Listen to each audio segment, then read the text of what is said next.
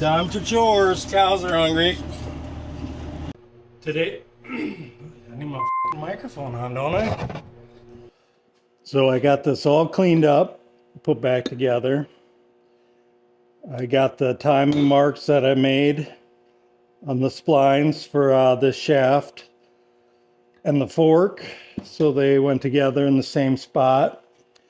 And my next order of business is to put some gasket shellac on this gasket. I like to glue the gaskets to the removable part and not both sides. That way, if I have to take this apart, it is going to be glued on here. And I'd rather scrape it's a lot easier to scrape and remove the old gasket off the part that is off the tractor as opposed to something that's on the tractor. And while you're scraping, you have a really tough time trying to keep all the crud from going into something else that you don't want to take apart. So got my old, well, this is an Indian head. It's a Permatex brand, but same stuff, gasket shellac. And I am going to goop some on and glue it onto here.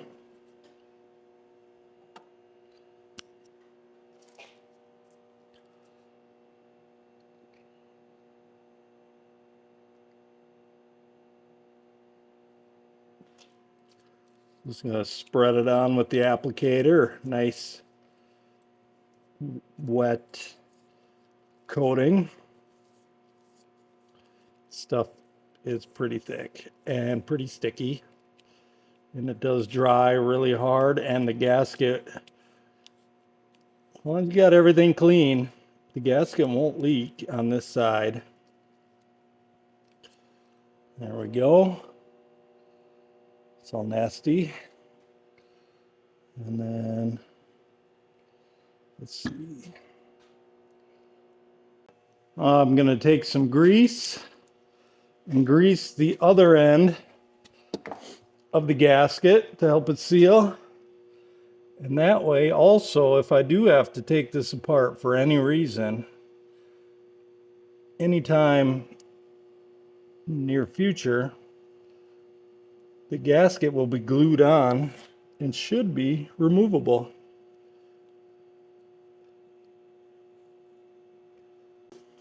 Now I'm going to take the Lucas lube assembly and I'm going to lubricate these forks. I don't want to put anything together dry.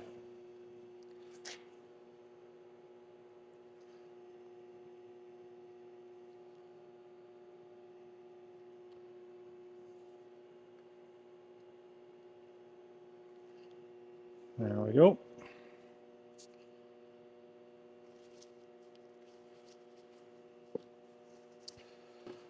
All right, now this piece will slide.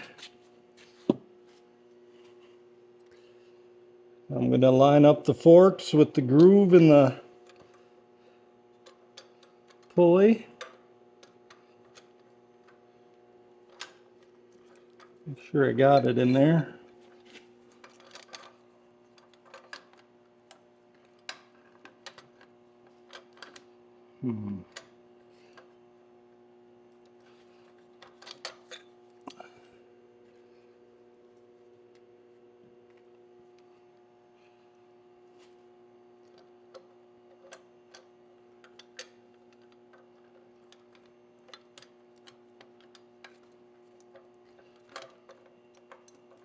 Delicate dance here.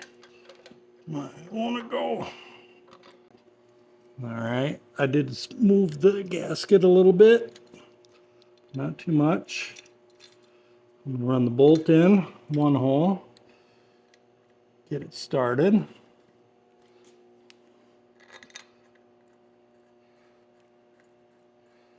I'm going to grab the other two cap screws.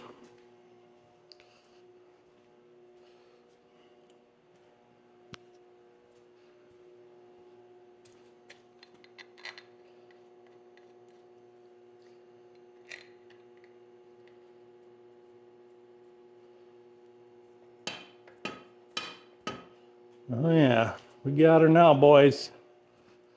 So I'll grab a 9/16 socket and extension. We'll snug this up evenly. Last thing you want to do is just start tightening in one corner and getting her one corner tight. That's how you break cast iron.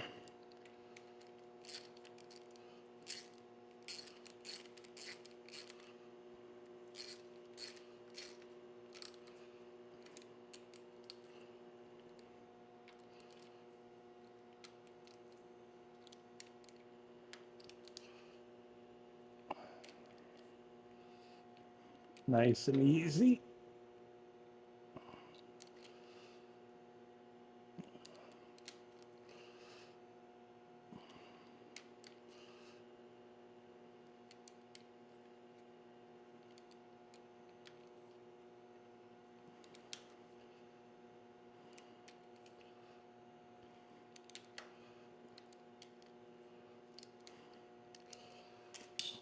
All right.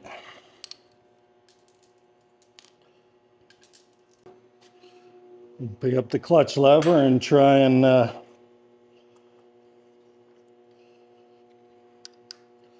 try it out. I gotta be careful because this is just sitting on the crankshaft. All right, feel pretty good about that. So now I just gotta wait for the new clutch driver to come in the mail and put that back on the crankshaft here. And we'll put the clutch back together and we will be done with this area. I don't know if I should take the brakes apart or not. They don't want to come back. I think if they get used, they'll come out of it.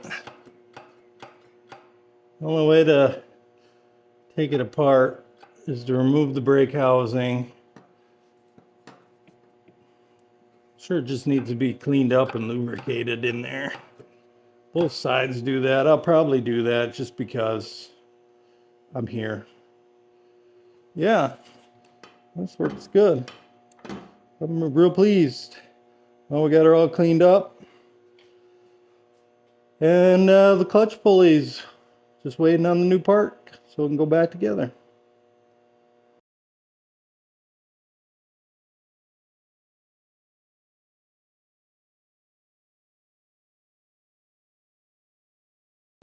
Today is January 30th and I've been making some progress on the A. It's too much work to film it all and try and get something done. I thought I'd make a video here. As you can see, I've got it painted. Majority of the tractor. She's got her new radiator core installed. It's all cleaned up.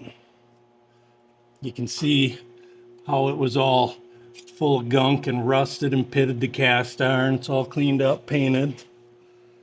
Got the block back. It's been machined 90 thousandths over.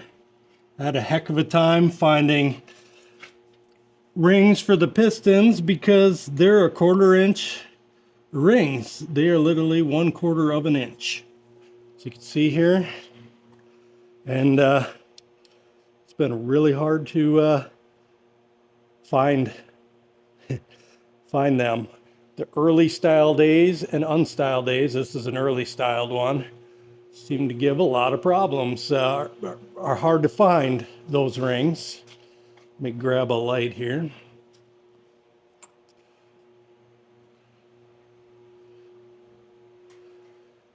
So I got one piston in, it's not tightened down, it's just a little snug. I had a problem with that little oil line going in between the bores there from the screen that I accidentally broke. Taking it apart, tried to save it, and let's just say it wasn't very easy to come up with a solution because you can't, it's unavailable. Nobody has them, it's discontinued. But I was going to leave the modern PTO shield off and just use this, but I'm pretty sure that all this is going to do is catch on knuckles for the PTO shaft, the whole end. So I know with the shield, this gets pinned up and it stays up. So I think we're gonna have to do that to make the PTO usable. But yeah, got new seat cushions for it. I'm working on running the wiring inside here. At least got wire run underneath the seat. Get ready. But yeah, so I've made some progress. The next thing I'm gonna do here is I'm going to measure this crankshaft journal, and I'm just going to double check the clearance on the rod journal to make sure that we're within tolerance, that it isn't too worn and too sloppy. The other one was fine. It was at 3 thousandths, so I expect this one to be okay too, but it's always good to check. And also too, wanted to mention, these rings I bought, they're for 90 over. So these are 5.5-inch bore stock. So this is 5.590 inches. And the rings are for that bore. And when I put them in, I'd stick the ring into the bore to measure the gap, which is right here.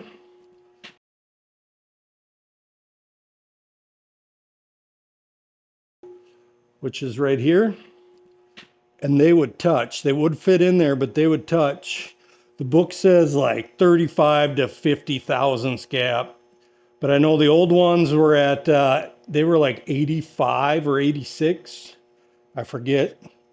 I gapped them like the old ones were because the last thing I would think, a little too big a gap would be better than not enough gap. That would be awful.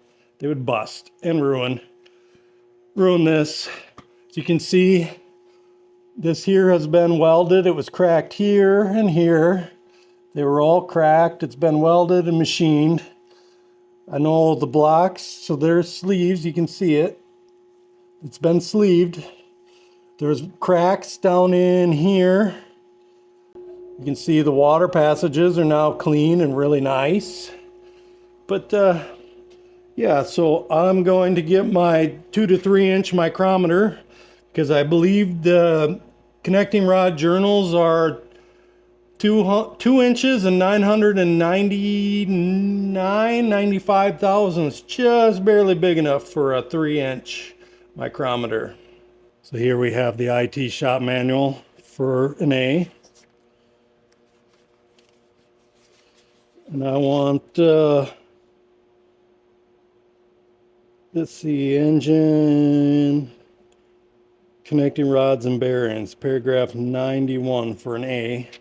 Right here it says Plastigage clearance measuring threads and obtaining approximately 3 thousandths running clearance.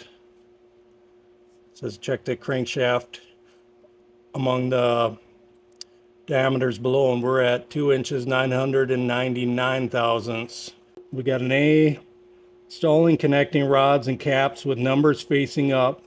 Number 1 cylinder is on the left side of tractor. Tighten connecting rod bolts to a torque value of 100 foot-pounds for A's and D's. And B's, G's, and H get a lot less, but we don't need to know that.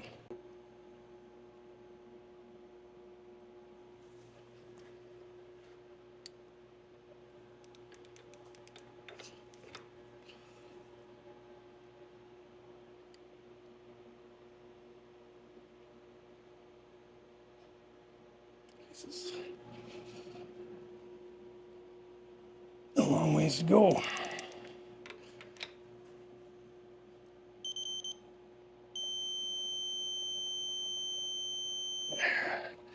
$99.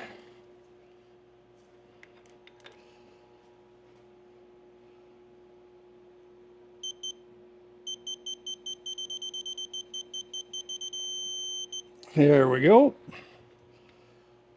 So now I got my bore gauge here and I have it set up for measuring that 3-inch area. So I'm just going to check it here. I'm going to make sure the dial's set for 299 thousandths. Need a second vise to hold the caliper. So now I'm going to put it inside the micrometer. I'm going to turn the dial to 0. So now, turn it this way so you guys can see. Now we have just a hair over 3 thousandths more. Checking a couple spots, but yeah, 3 thousandths. Good 3 thousandths. All right, so we're good. Gonna put these tools away.